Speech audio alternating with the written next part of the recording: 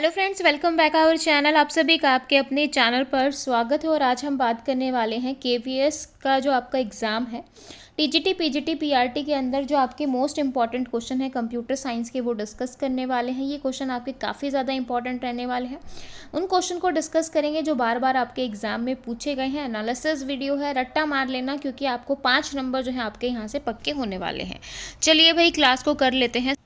हाँ जी, आज हम बात करने वाले हैं केवीएस के 2023 के बार बार पूछे जाने वाले क्वेश्चन। सबसे पहला क्वेश्चन है, CD ROM is an example of. CD ROM जो है वो आपका किसका एग्जाम्पल है? Input device, output device. आपको पता है कि कंप्यूटर में जो है आपका एक इनपुट होता है, उसके बाद आपको आउटपुट मिलता है और यहाँ पे आपका प्रोसेसर होता है जिसको अपन सीपीयू बोलते हैं। ठीक है, तो ये आपकी साइकिल रहती है इस तरीके से। तो सीडी रोम जो होता है वो आपका compact disc read only memory होती है और ये जो है वो आपका क्या होता है? आउटपुट डिवाइस होता है। ठीक है भाई, तो इसकी एक्सप्लेनेशन है। नेक्स्ट क्वेश्चन देखो, printer is this kind of device. Printer जो है आपका किस तरीके का डिवाइस? अगर आप इनकी पीडीएफ चाहते हैं तो टेलीग्राम के जो ग्रुप के साथ जुड़ सकते हैं और वहाँ पे आपको इसकी पीडीएफ मिल जाएगी। प्रिंटर जो है वो आपका कैसा है? इनपुट डिवाइस है, आउटपुट डिवाइस है, वर्ड प्रोसेसिंग है? None of this. ठीक है, तो जो प्रिंटर होता है वो आपका जो है आउटपुट डिवाइस होता है। प्रिंटर जो है वो आपको हार्ड कॉपी जो है वो आउटपुट प्रोवाइड करता है। जैसे आपका जो आपका मॉनिटर होता है, मॉनिटर भी आपका आउटपुट डिवाइस है, लेकिन मॉनिटर जो है वो सॉफ्ट कॉपी आउटपुट आपको देता है और प्रिंटर जो है वो हार्ड कॉपी आउटपुट देगा। ठीक है, थर्ड क्वेश्चन देखिए भाई, which of the following memory chip is programmed during the manufacturing process. तो क्या बोल रहा है कि कौन सी मेमोरी चिप जो है वो आपकी प्रोग्राम्ड होती है जब आप मैन्युफैक्चरिंग करते हो? तो कौन सी मेमोरी हो जाएगी भाई? तो यहाँ पे आपकी रीड ओनली मेमोरी हो जाएगी, यानी कि रोम। नेक्स्ट क्वेश्चन देखो भाई, फोर्थ क्वेश्चन, सी मॉस की फुल फॉर्म बतानी है। तो सी मॉस आपका क्या होता है? कॉम्प्लीमेंट्री मेटल ऑक्साइड सेमीकंडक्टर होता है। तो यहाँ पे आपका आंसर हो जाएगा यहाँ पे बी ऑप्शन। ठीक है, complementary metal oxide semiconductor. Next question देखो भाई, which of the following is not true about RAM. RAM के बारे में कौन सा आपका यहाँ पे सही नहीं है? रैम जो है वो आपकी हार्ड डिस्क स्टोरेज जैसा सेम होता है? नहीं भाई, रैम जो है वो आपकी प्राइमरी मेमोरी होती है और सेकेंडरी मेमोरी आपकी अलग होती है। ठीक है, तो ये तो आपका गलत हो गया। रैम इज़ टेम्पररी, ये भी ठीक है। रैम वॉलेटाइल होती है। रैम आपकी रैंडम एक्सेस मेमोरी है। Information stored in RAM. अगर आपकी लाइट चली जाए तो जो है आपका जो डेटा भी है वो भी चला जाता है। अगर आपका कंप्यूटर एकदम से बंद हो जाए तो आपका जो डेटा है वो भी आपका क्या हो जाएगा? चला जाएगा। ठीक है, तो बाकी के सारे ऑप्शन यहाँ पे सही दे रखे हैं। बोल रहा है कि कौन सा ट्रू नहीं है, तो ए ऑप्शन आपका सही नहीं है, बाकी सारे सही हैं। नेक्स्ट क्वेश्चन देखो भाई, MICR स्टैंड्स फॉर। MICR जो है वो आपका एक इनपुट डिवाइस होता है और इसकी फुल फॉर्म की बात की जाए, बहुत इंपॉर्टेंट क्वेश्चन है, बहुत सारे एग्जाम में आया, कोई भी ऐसा एग्जाम नहीं हो जहाँ से ये क्वेश्चन ना आया हो। तो मैग्नेटिक इंक करेक्टर जो है आपका रिकॉग्नाइजेशन होता है। ठीक है, मैग्नेटिक इंक करेक्टर, तो आपका आंसर हो जाएगा यहाँ पे डी ऑप्शन। ठीक है, नेक्स्ट क्वेश्चन देखो भाई, hardware device commonly refer to as brain of the computer. कि आपका जो हार्डवेयर है, मतलब जो आपके हार्डवेयर डिवाइसेस हैं उसमें जो ब्रेन है, ब्रेन कौन होता है? कंप्यूटर का ब्रेन जो है वो किसको कहा जाता है? तो कंप्यूटर का ब्रेन जो है वो सीपीयू यानी कि सेंट्रल प्रोसेसिंग यूनिट को कहा जाता है। ठीक है, इसके बाद देखो, which of the following you require to hear music on your computer.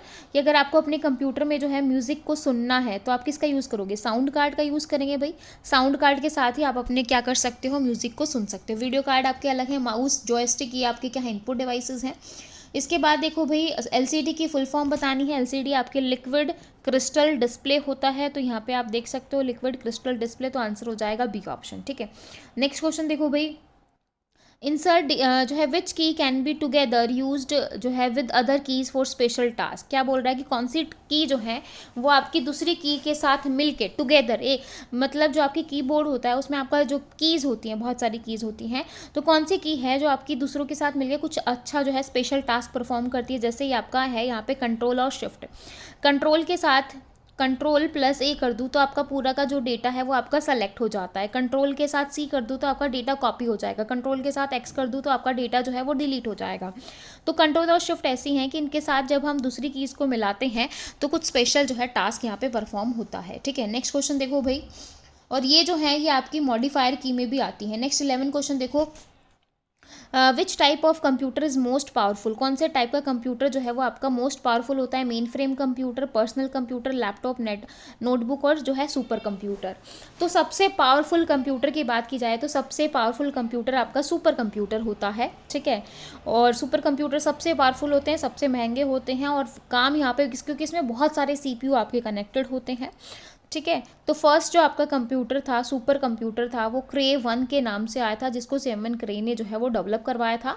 और इंडिया का जो फर्स्ट सुपर कंप्यूटर था वो आपका परम 8000 था, जिसमें 64 सीपीयू आपके लगे हुए थे। ठीक है। 12th क्वेश्चन देखो भाई, group of 8 bit is known as, कि जो 8 बिट का ग्रुप है वो आपका क्या कहलाता है, बाइट। सबसे छोटी बिट होती है आपकी बिट, जिसमें आपकी 0 और 1 होती हैं। फिर आता है आपका नीबल। नीबल क्या होता है, नीबल को हम हाफ बाइट भी कहते हैं, क्योंकि ये आपका कलेक्शन होता है 4 बिट का। ठीक है। फिर आपका आता है 8 बिट। 8 बिट को जो है हम बाइट कहते हैं। ठीक है भाई। तो 8 बिट का कलेक्शन जो है वो आपका क्या बनता है, बाइट बनता है। स्काई की फुल फॉर्म है, बहुत इंपॉर्टेंट। सबसे पहला क्वेश्चन है कि स्काई जो है कितने बिट का होता है, तो 7 बिट का होता है। ठीक है। लेकिन जो है बाद में इसमें चेंजेस करने के बाद इसको 8 बिट का बना दिया गया, बट बेसिकली जो आपका स्काई है वो आपका 7 बिट का होता है।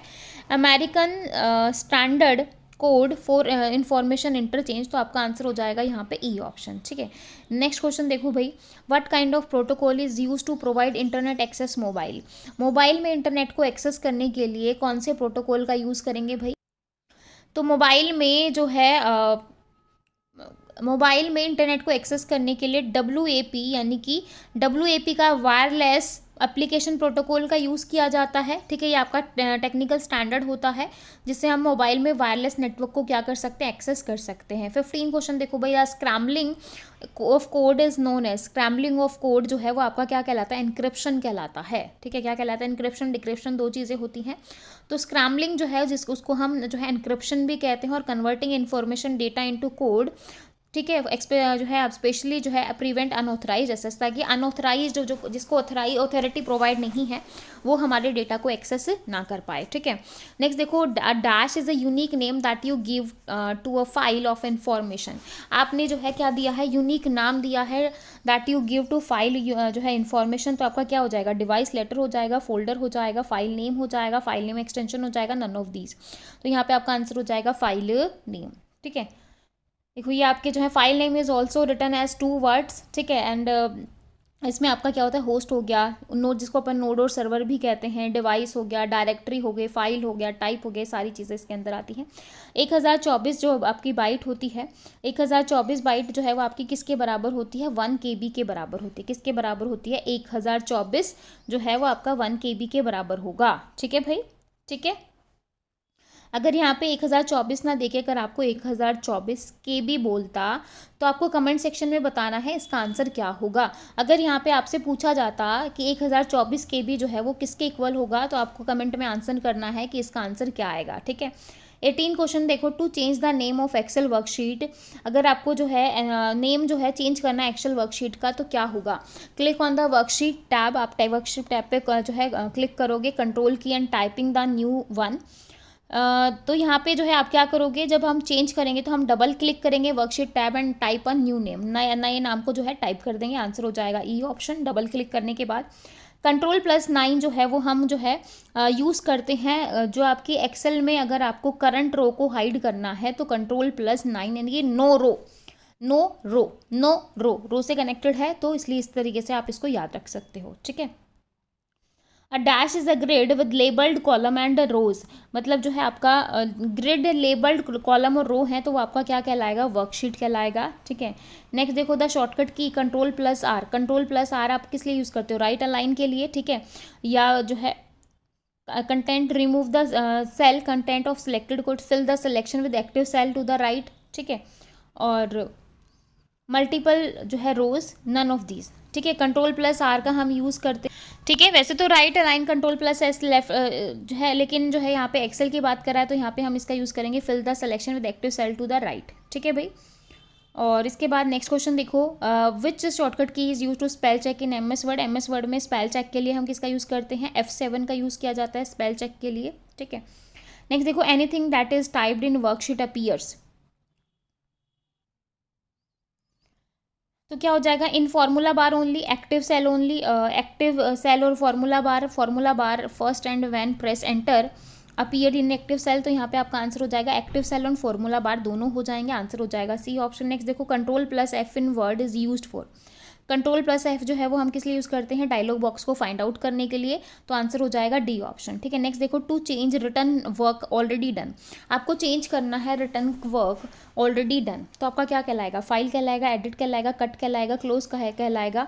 आपको चेंज करना है रिटर्न वर्क, ठीक है, तो हम उसको क्या करेंगे, एडिट कहेंगे। ठीक है, एडिटिंग कहेंगे कि हमें एडिटिंग करनी है।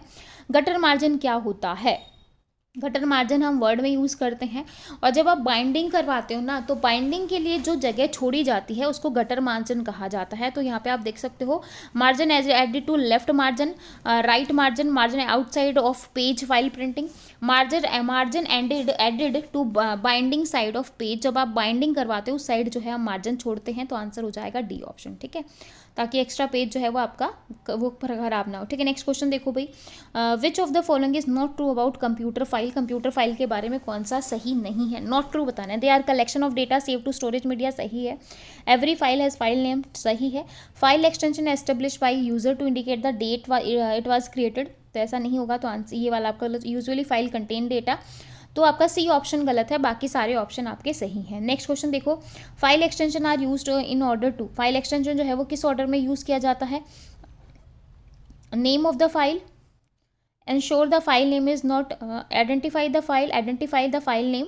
ठीक है, तो फाइल एक्सटेंशन जो है वो जो है आइडेंटिफाई करने के लिए यूज़ करते हैं, तो आंसर हो जाएगा डी ऑप्शन। नेक्स्ट देखो भाई, all the deleted file go to, जितनी भी हम फाइल को डिलीट करते हैं वो सारी की सारी कहाँ जाती हैं, रिसाइकिल बिन में जाती हैं, तो आंसर हो जाएगा ए ऑप्शन। नेक्स्ट देखो, information kept about a file include, तो इन्फॉर्मेशन आपको बतानी है, file include print setting, deletion जो है, डेट, साइज, क्रिएशन डेट, या बोथ 1 और 2, तो यहाँ पे आपका आंसर आ जाएगा प्रिंट सेटिंग और डिलीशन डेट, तो आंसर हो जाएगा आपका डी ऑप्शन, यानी कि क्रिएशन डेट, सॉरी, आंसर हो जाएगा आपका डी ऑप्शन। ठीक है, इन्फॉर्मेशन कैप्ट बताना है, फाइल इंक्लूड, तो जो आपकी करंट क्रिएशन डेट है उससे आ जाएगा। ठीक है, तो ये जो आपके टॉप क्वेश्चन थे जो केवीएस में बार बार पूछे जाते हैं, एक तरीके से हमने मेन जो है सारे क्वेश्चंस को कवर किया है। ठीक है, अगर आपको क्लास अच्छी लगती है तो इसका नेक्स्ट पार्ट भी मैं जल्द ही लेके आऊँगी, तो एक बार अच्छी लगे तो लाइक शेयर सब्सक्राइब ज़रूर कीजिएगा। फिर मिलेंगे नेक्स्ट वीडियो में, तब तक के लिए bye bye, take care, thank you.